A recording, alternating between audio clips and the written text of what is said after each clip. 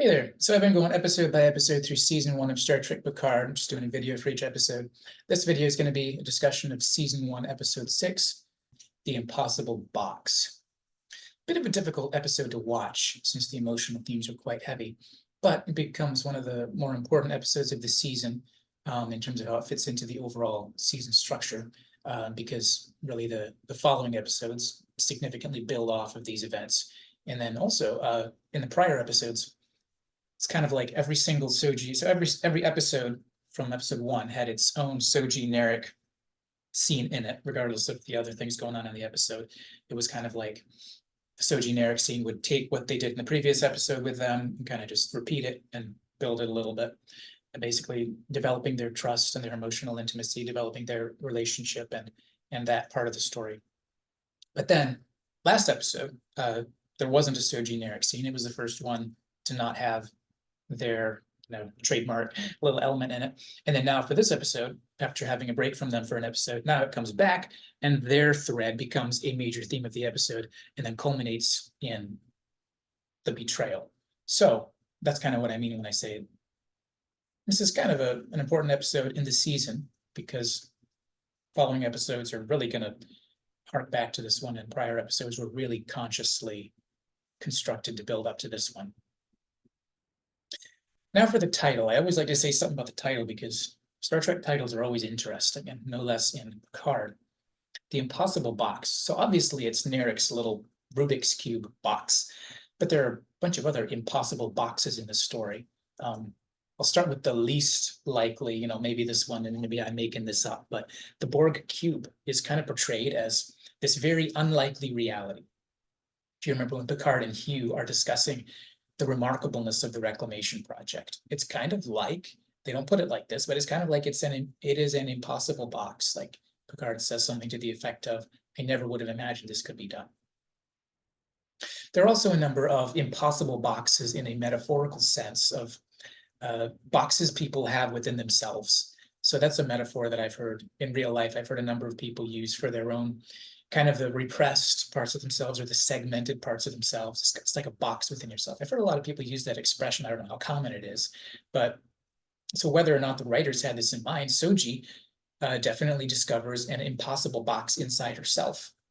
Narek is definitely hiding his own inner box within himself. He's hiding it shut so Soji can't see what's inside his boxes or box inside. And I think in terms of the word impossible, I think it fits maybe best with that scene where Soji's kind of on the road to self-discovery and she's frantically, trying to find some little piece of equipment that doesn't say probable age, 37 months, and so she's really discovering that she herself is impossible. She is the impossible box, or you could say, it's the box inside herself that is repressed, because there's things that on an unconscious level she could know, or she does know on an unconscious level, but it's a box that's shut because she can't access it. And so she herself is impossible, she can't exist in a sense. And so then it's fitting that Narek likens his Rubik's Cube box to her very, very explicitly. And it's kind of fitting because she is, in a metaphorical sense, the true impossible box. She's the mystery, not only mystery to him, but to herself as well. Impossible because her reality doesn't seem to make sense, but also impossible because it seems impossible for Narek to open her up to solve the impossible Rubik's Cube. Then in terms of imagery, usually when I see one of these titles, there's usually a picture that pops in my head that the title conjures up because of how it fits into the episode. So for myself, when I hear this title, The Impossible Box, what tends to pop in my head is that moment near the climax when that little Rubik's Cube opens up and the poison gas comes out to kill Soji. That's what pops in my head. I don't know if that's, the intention, but it's pretty close to the climax. And so it's also pretty close to some of the most important character moments for the episode.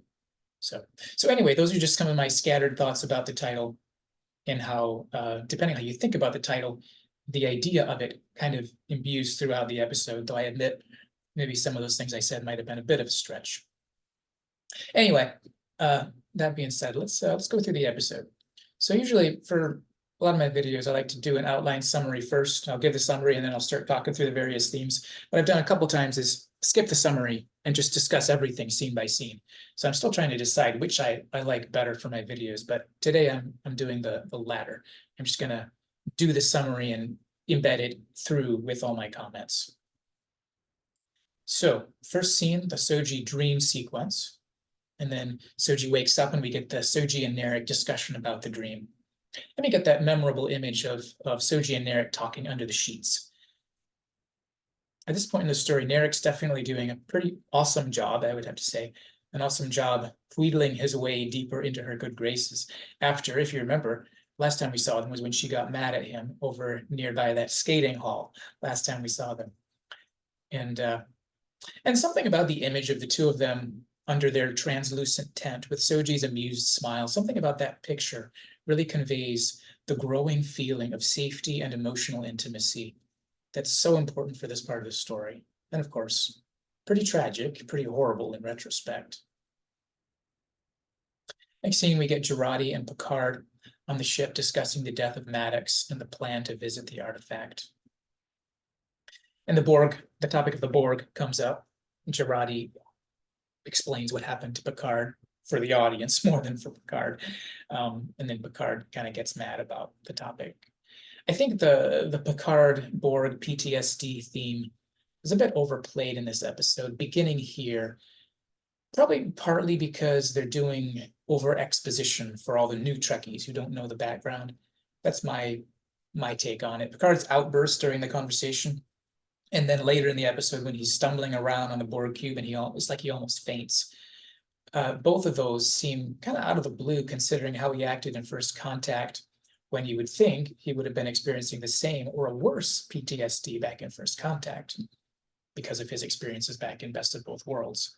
So every time I watch these reactions in this episode, they feel to me like these awkward story additions that were thrust into the plot awkwardly for the benefit of people who don't know what the Borg are. Just like Jurati's awkward lines in this conversation where she tells the audience what happened to Picard way back. She tells it to the audience, pretending to address those lines to Picard. But I mean, who's complaining? I love Star Trek Picard. But anyway, in this scene, the Elnor element is intriguing. When Elnor says, after Picard gives his rant and then he leaves, he goes off.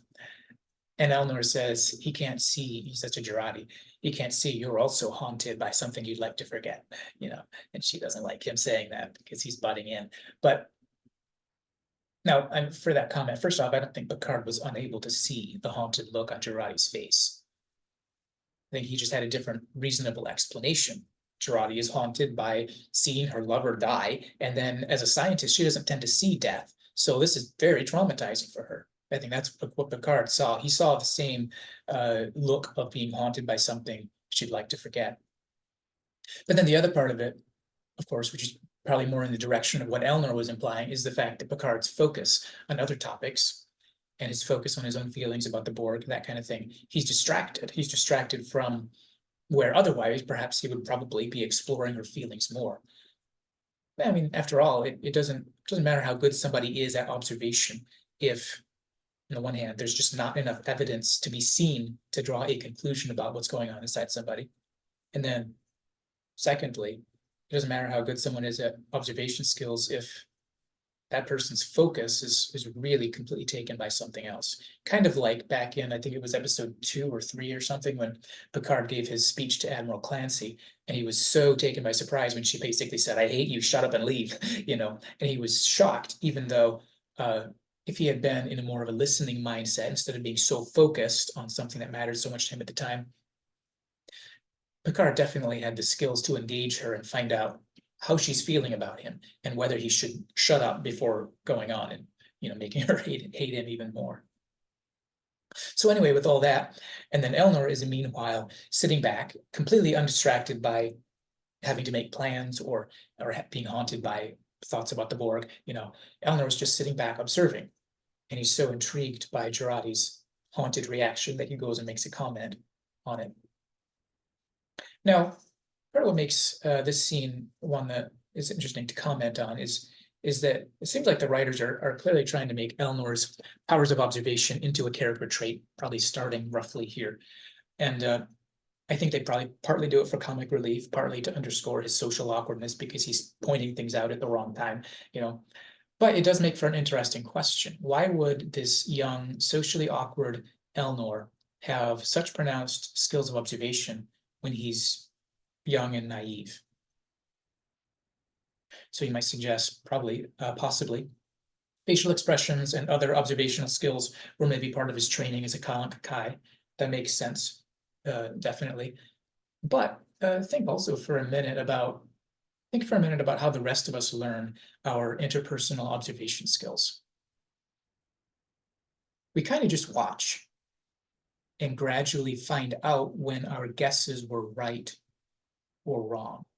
And sometimes we find out when we should have been making a guess and we weren't even making a guess, but we kind of just see things and find out whether what we thought was right or whether it's disproven.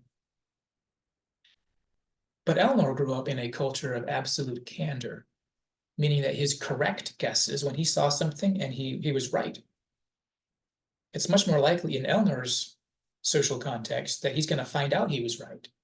It's more likely he's going to find that correlation. He's going to have his hunches be reinforced rather than having the truth being covered up or lied about, in some of these subtler areas where, let's be honest, people have their private space. People don't have to admit everything they're feeling and thinking that you can kind of see on their face. So Elnor is in a context where he's much more likely to see that correlation accurately. And then his wrong guesses, when he would have reason to think he sees something, but it's not actually there. His wrong guesses are more likely to be easily identified as wrong because people are practicing absolute candor. So it does make sense that he could conceivably have naturally acquired a higher than normal set of observational skills. And then not to mention the fact on top of that, that as a Kalanka Kai, it certainly makes a lot of sense that he would have been trained to predict enemies based on observing their reactions. For example, to predict an enemy giving a false, jab during swordplay, or a pretend, whatever. So you put those together, you can kind of say, Elnor's not supposed to be superhuman. They definitely give him a quirky, almost a comic relief kind of, personality portrayal in these scenes. But it is true that if you want to help people close to you, such as family and loved ones, if you want to help people grow in social skills, grow in emotional intelligence, grow in their ability to understand people, to understand emotions, to observe and to be more able to live in the world effectively in that way, build their EQ, it definitely helps for them, for you to practice some transparency and openness in terms of your emotions and your intentions. Even in those situations when you'd rather keep things secret, pretend you don't feel something you feel, pretend that you're the almighty Vulcan, it definitely helps those people close to you if you practice some of that openness. Anyway, so next scene here, Picard is reading up on the artifact in the treaty, looking at some Borg pictures, because we all forgot what the Borg looked like, Next scene, then we get this middle of the night scene between Rios and Jurati. Quite a really compelling scene exploring the psychology of Jurati as she's trying to keep on going when she's just constantly tormented by what's going on in her mind. She can't escape the hellish chatter of her own thoughts. I think especially memorable in this scene is the portion when Rios asks, "Is that going to help?" Talking about having sex with him. And Jurati says, "Maybe for a few hours anyway." And I like that because it's just kind of a nice little nod to the basically universal human experience that we have of turning to maladaptive or addictive processes, in this case, compulsive or addictive sexual behaviors, or just generically cheap sexual behaviors, of turning to things that we don't actually want, in terms of what we want to have done. Like a big old set of 6 bags of Cheetos, let's say, nobody wants to have eaten 6 bags of Cheetos, or, 6, 7 bottles of beer. Nobody wants to have done that. But in the moment you think that's what you want, but really it's something to escape temporarily escape or to temporarily dull really horrible feelings. But then when Girardi is just gently challenged on that, and no less, she's gently challenged by somebody who really wouldn't mind a little free sex in this situation. But with just that gentle challenging, Girardi realizes that what she thinks she wants in that moment isn't really what she wants to end up with afterwards.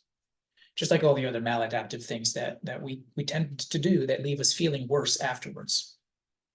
Video game binge, Netflix binge, whatever, you know, and leave you feeling worse afterwards. And then all they gave you was some temporary dulling of your awareness of the pain. It doesn't actually stop the pain. It just dulls your awareness of the pain. And also at this point in our story, we've got Raffi off screen, who has the same lesson to learn. She hasn't learned it because she's off screen in her quarters, surrounded by bottles of liquor and probably whatever other substances she's using to try to get her own pain to leave her alone. Next scene, we get Narek and Narissa talking about boxes that take patience to open, talking about the freakish robot girl who dreams. We go over to the team on the bridge talking about how on earth are they going to get onto the artifact. And then Raffi manages to use her connections to get them a pass, despite her hangover and her complete disinterest in being alive. And what a moment when she's stumbling off the bridge with her bottle of alcohol under her arm, and they're all cheering for her. I mean, that's something you see every day on straight-laced Starfleet ships now, isn't it? Soji and Narek, next scene, we get Narek telling Soji about the mysterious 70-second phone calls to her mom. And then Soji realizes something really weird is going on. And we get Raffi and Rios talking in Raffi's quarters. And this is the part where she's laying in bed with all her alcohol and her hangover, and she spontaneously starts talking to Rios about how she has a son and all this stuff. She just starts talking. I think the fact that she volunteers information to Rios that nobody could make her tell before, I think it says something about the quality of their friendship, as well as something about the quality of Rios. It also says something about the way secrets sometimes work for us humans, you know, because Raffi genuinely wanted no one to know what she was doing on Free Cloud. This was her secret. Nobody asked, I will not tell. But now, the only reason that she is suddenly sharing it with Rios is because she's going to burst if she doesn't. At that moment, there was nothing she needed more than to share that secret. There was nothing she needed more than to betray herself to Rios. And in a beautifully perfect way, it happens to be the case that she has somebody right there who is safe enough for her to betray herself to. And I'm going to tell you, I bet that it felt so good to let those words spill out of her to somebody who actually cares, who actually listens, who she actually trusts, etc. In contrast to Soji, and we'll get to that later. So next scene, this is the one where Soji tries calling her mom again. She still falls asleep despite trying her hardest. Then the team arrives at the cube. Picard, they find out Picard has to go in by himself. Go back to Soji. She wakes up and starts time scanning all her stuff. You know, she never bothers to check if maybe her scanner's a little broken, but we'll brush over that. We don't mind. Probable age, 37 months. Man, what a bummer. Little stinking 3-year-old running around with a PhD.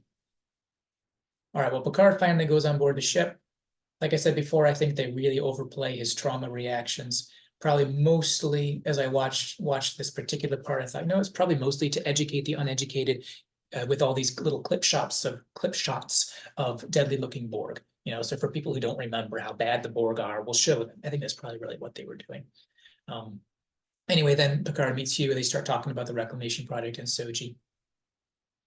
Let me flip over to Soji telling Narek about all her confusion, because he is the one person she can trust, in perfect contrast from Raffi, who really had no life, but she happened to have one friend who she happened to gain. She managed to have, who was available, who was safe, who she tended not to open up to. But there he was. But in contrast to that, here's Soji, who has had so many warning signs floating around her head about Narek. But now she just kind of throws them all to the wind because Narek is the only person she can talk to. Just like Rafi, she has to talk about this with someone, this box, this unopened box inside her that she's trying to get open. Kind of like Rafi's box inside her, which she also didn't like to open, but about her family life. She liked to keep it shut, both inside her internal discussion, talking with herself. She liked to keep that box shut. Don't think about it. Don't make yourself weak. But certainly in discussion with others, the box stays shut. And she opened that box with Rios. She felt that she had to share it or else she would just burst. And in Soji's case, same thing. She just has to. And she just completely forgets or, throws off into the wind the fact that she's got some serious misgivings about whether Narek is somebody she wants to be trusting. Because right now she just has to, and she clings to whoever she's got. Anyway, so Narek suggests maybe somebody implanted false memories. He offers some real emotional support, and he proposes the Romulan meditative ritual. I think it's called the Jalmat, if I remember right. If we flip over to Hugh, showing Picard how the XBs are recovering, and we get Picard expressing his surprise, where he basically says, I would never have expected this kind of thing could be done to this extent. And that's why I suggested earlier on, you could say this is one of the fourth double meanings for the impossible box. I realize that might be a bit of a stretch, but definitely this Borg cube is in a sense seemingly impossible by revealing the Borg as victims, and by imperfectly, yes, but actually beginning to rescue them and to restore broken people. Next scene flips over back to Rios and Rafi, and we get the ominous suggestion from Rafi, why would they keep Soji alive? And then we see Narek and Soji going on to perform the ritual. And everything is coming into, going toward that climax. But then, before Narek and Soji begin, we get, and this is just really awful. I mean, it really is just really awful. And there's a lot in this episode that's just really awful to have to watch. But Narek completes his journey to gaining Soji's complete trust by finally sharing his real name, supposedly. Who knows if that really was his name, or who even really cares. But then he explains that the only reason he's so secretive is because there are listening devices everywhere. So tragically and effectively, this is the moment where all of Soji's distrust completely disappears. And now it's just her and Narek, the guy who's there for her. I mean, like, wow. Of course, this is just in time so that we can have the sickening disorientation, where she goes reeling because of the betrayal. Well, and then we've got Soji trying to explore her dream.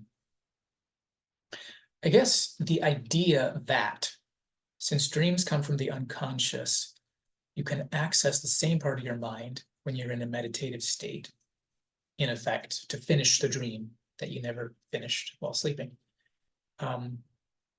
I guess that's the idea. Now, Soji is clearly not in a meditative state or a hypnotic state or a dreamlike state or anything in that ballpark. But this is sci-fi, so we'll just say there's some magical Romulan science going on, which coincidentally, however this Jalmat works, coincidentally, it is much more visually and symbolically interesting to watch as viewers than if, let's say, she was sitting on the floor with Chakotay's Akuchi Moya pad. So, there's that. Now, for what it's worth, as far as real life goes, one time I woke up in the middle of the night with a very interesting dream that hadn't finished. I woke up right before, and I wanted to see how it ended, because the dream was kind of one of those insightful things of like, wow, this is interesting. And so I sat down and closed my eyes and used some visualization techniques and tried to let my imagination finish the dream for me. And it seemed to work. And I mean, if I remember right, my jaw kind of dropped open in terms of just how fitting and insightful the conclusion was, that that just kind of emerged from my, imagination, in which I definitely didn't think it up. I just let it emerge. So for what it's worth, I just say all I had to say, for what it's worth, it wouldn't surprise me if the premise is valid, just in the sense of that you can access the same kind of content as your dreams by using meditative techniques, the kind of meditative / hypnotic state from deep visualization, that kind of thing. Though obviously there's clearly nothing like meditation or hypnosis in how this scene is portrayed. It's kind of magical. Picard and Hugh find Soji's messy room with all the torn photos. And then we get the really, really dreadful conclusion between Soji and Narek. I gotta be honest, this is pretty hard to watch. And I mean, lest you think it's just sci-fi, Narek is really a very real character that a lot of people have met. The behavior of abusers who lie to their victims often results in post-traumatic psychological experience that often include feeling like you aren't real or feeling like reality isn't real. So what the writers here are doing symbolically through this sci-fi, imaginative sci-fi context is kind of just an artistic expression of this very real life experience that people have, of somebody being betrayed by someone they should be able to trust in such a traumatic and abusive way that her sense of reality is turned upside down. And then, of course, in the next episode, this is going to form the basis for a significant amount of the psychological exploration that's going to take place there. But the fact is that Narek's words, "You aren't real, you never were," those words spoken so callously and coldly, they're not just the most horrible words you can imagine someone saying to another vulnerable, wide-eyed human being. They're not just that, they're also, metaphorically speaking, they're real words that many real humans have, not directly, but indirectly and in effect, communicated to their victims by dancing the dance of lies and by being able to be, on the one hand, these seemingly really good people who earn your trust and everybody else's trust in plain sight of everyone, and then the next moment being a horrendous abuser and or a brazen liar to the vulnerable, wide-eyed victim. Now, as well, part of what makes this scene so effective in terms of its structure and the rest of the season is not only did they put Narek's cold words at the end of this long building up to the climax, but they also put it in a unique and memorable environment. This wasn't just in Soji's quarters or something. They put it in this unique, memorable environment, and they made it to be the last words that Narek says to her. They also made it to be the last words that Soji hears before her entire world flips entirely inside out. Everything is inside out for her after those words. So the writers did a great job of setting up these words to be the theme that's going to be running through Soji's mind for the next portion of the story. So that not only does Soji have these words running through her mind, indelibly in tandem with Narek's betrayal, and with also in tandem with the overwhelming sense that no one can be trusted and she must never trust anyone again. But the watcher as well, in addition to Soji, the watcher will also remember these words and have a unique visual to go with them, because that scene stands out visually from the other visuals of the rest of the season. And so it really helps them stand out in a colorful and visual way.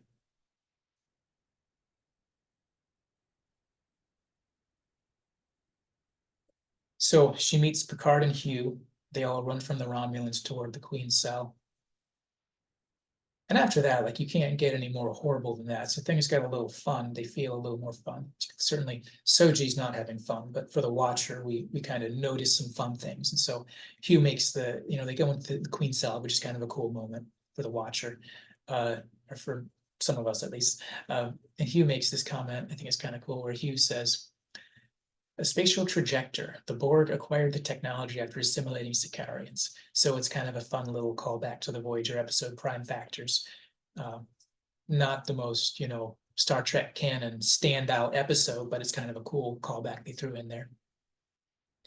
And Elnor shows up to slice off some Romulan heads. Picard doesn't waste any time insisting that Elnor must ask permission before slicing off Romulan heads. Reasonable exception, you might say.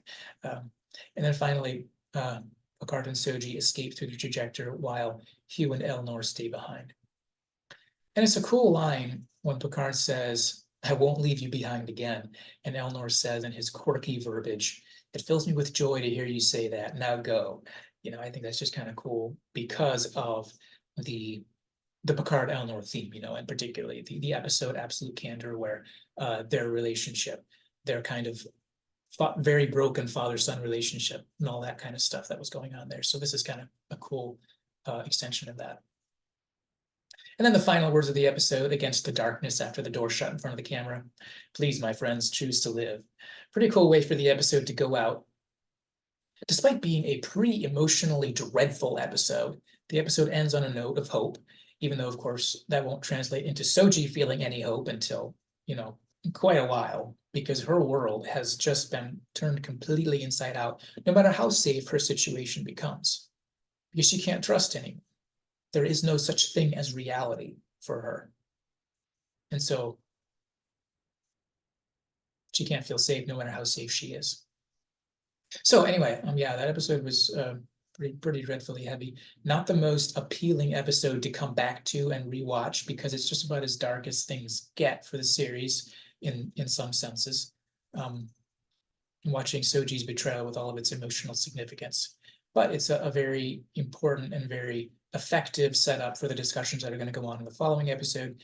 And then, you know, I think really the value of what they do here, in combination with the Jurati themes that are going on in this set of episodes, in combination with that, it really comes together to paint a very helpful, diverse portrait of trauma reactions, which is something that a lot of people are going to be relating to. And that's a big part of the power of what's going on in these episodes here. So next up in my series, I'll be talking about season 1, episode 7, Nepenthe. So yeah, see you then.